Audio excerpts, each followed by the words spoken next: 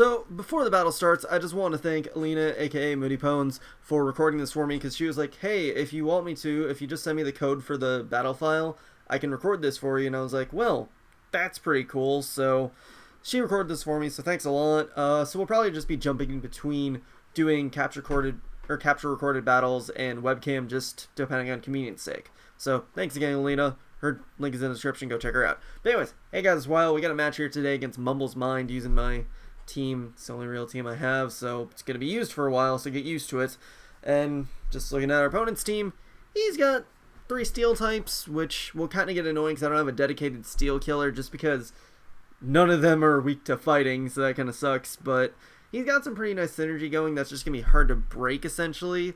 But I'm overall not too worried for the most part, but it's just I got to make sure I keep my offensive dudes in the right state of anything, and it shouldn't be too much trouble, but it will probably take some doing to get everything down. But anyways, let's get into the match. He's going to lead off with his Pangoro, and I figured against his team, Greninja would just be the best possible lead, because it can kind of do anything against everything, and worst case, I can just U-turn out. So he does lead the Pangoro. I just decided we'll just U-turn out to Gliscor. He's probably just going to go for a fighting move. I know I can outspeed and get out of there and get a little bit of damage in the meantime, so might as well just do that. I found out later he's actually Choice Scarfed, so I mean it was a bit of a risk, but Greninja would be able to outspeed it even with the Choice Scarf, so works out for me. But I figure after he Sky Uppercutted that he would just want to switch out, so I'm just going to go for U-turn with Gliscor. He goes into Skarmory, I'm going to go into Gengar, and I'm like, okay, he's probably not going to stay in. It's kind of worth the risk going for Substitute anyway, so I might as well just go for it. And he actually goes into the Aegislash, or whatever the fuck it's called. I'm just going to call it Aegislash. I don't care if I'm pronouncing it wrong, but I'm just going to do it my way. But anyways, yeah. I Shadow Ball the thingy, because, you know, it's going to hit it hard. It does a pretty good amount, but then he has weakness policy, so that means it's going to be really hard to play around properly, which does suck, but I'll figure out a way. But, yeah, he just goes for the Iron Head right there to break my sub, but I know he's just going to go for the Shadow Sneak right here. So I'm going to go to Gliscor, who I know can take it, even though he does have the +1. And he's not going to be able to outspeed me, so I know I can just Earthquake and try and kill him. But he does go for the King's Shield to protect himself from the Earthquake, which does suck a bit, but I'm like, whatever, I'll figure out something later. But he goes to Hydreigon. I just go for Earthquake again, because I didn't really want to risk him, you know, staying in as I try and go for U-turn or something. It was just the better opportunity for me to just, it wasn't really worth the risk of going for something else, because Aegislash is just a major threat. But he brings in Hydreigon. Dragon Pulse doesn't quite take me out, so that's really good. And U-turn does a pretty good chunk as to where I feel like Staraptor's U-turn should be able to kill the Hydreigon from where it was at. So I'm just going to go into Staraptor and do just that. But he does switch out to his it's not Mega yet, but his Mawile to take the U-turn, which is just fun. And I'm like, okay, what do I have that can actually take on Mawile? And best thing I have is really Gliscor. And I figure if he wants to try and hit me before I die, his best chance is just going for Sucker Punch. So I'm just going to Roost up and not try an Earthquake and be desperate. And I get a nice Roost off, which is very nice because now my Gliscor won't die so easily. I think that's kind of obvious in a sense. But now he's going to go out to Skarmory. I just go for Earthquake just to be safe again, which was kind of dumb, but I felt like it, you know. But I decided to U-turn right here just in case I can knock him out of the Sturdy range. That's just going to make it a lot more manageable to deal with. So just going to go into Lucario because I thought, okay, I can Mega Up, take a hit him with Close Combat down, and he does get back up to the Sturdy. So I guess I was also hoping he might not have the Sturdy, but I just Mega Up, go for SD, and hope that for the best. Hope that for the best. No, that was fucking stupid sounding. But no, hope for the best. But he does whirl me out to Greninja, which is actually pretty cool because I can go for Hydro Pump and try and bring him down pretty low and then just take it from there. But I do unfortunately miss the Hydro Pump, which is kind of huge because without that, I mean, I probably would hit him down to Sturdy since I have max special attack with Choice Specs, so it is kind of huge, but fucking whatever. But he brings the Tentacruel now, and I'm like, okay, best thing to have potentially take on the Tentacruel. Looks like it's Goodra.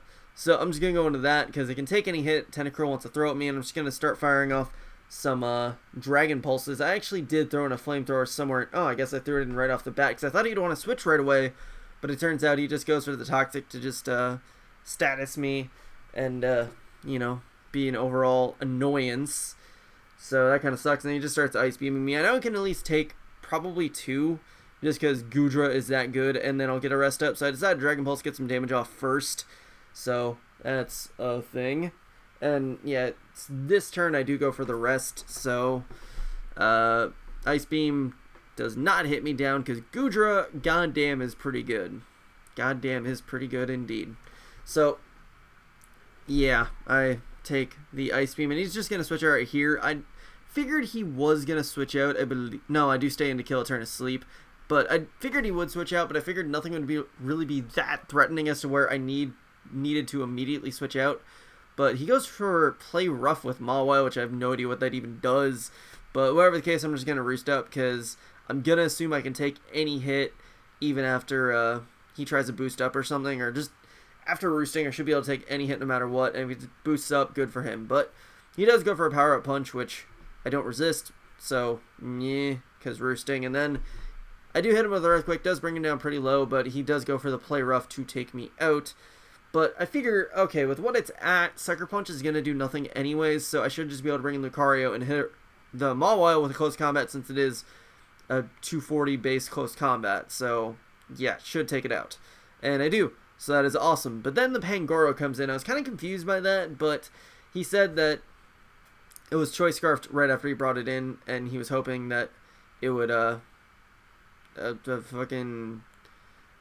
hoping, yeah, it would outspeed, so it didn't, and it was actually fortunate that he wasn't probably max IV'd because of the fact that my Lucario does not have max speed IVs. But anyways, Aegislash came in and just Shadow Sneak took me out, and I'm going to go into Greninja right here. I don't know why I didn't go for Dark Pulse. Not going for Dark Pulse was really stupid because I guess I just wanted to hit the Skarmory in case that wanted to come in for some reason, but there was no reason to because still a Choice Specs Dark Pulse would have done a good amount to him anyways. But he goes for Sludge Wave with his Tentacruel randomly.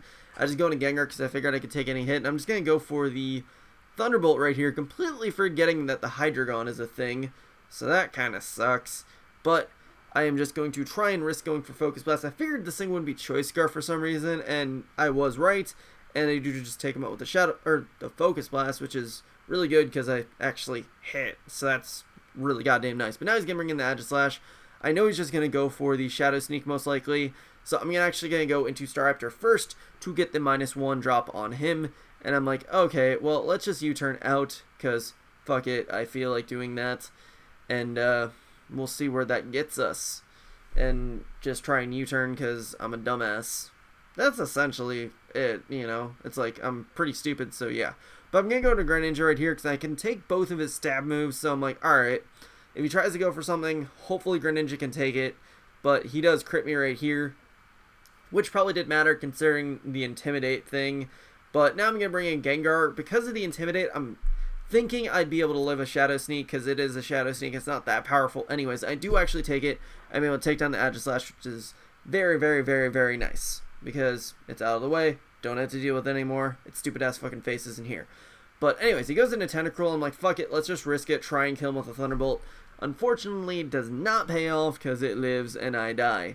So now, essentially, I'm kind of hanging on a very thin thread because I have a sleeping Gudra. I know I can take hits from the Tentacruel, but at the same time, there's still this Skarmory thing. So it's like, I'd rather try and wake up while Skarmory is around and take those hits first before fucking Gudra has to take too much first. I don't know. It's not really good logic at all, so don't question it. I also was just trying to get some damage off beforehand, and I honestly just didn't really want to bring Gudra in right off the bat.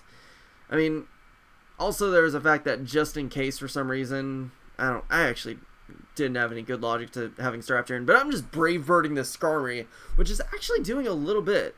And he just got up all of his spikes for honestly no reason, and he forgot that he actually got up a layer before he forgot that it capped at 3.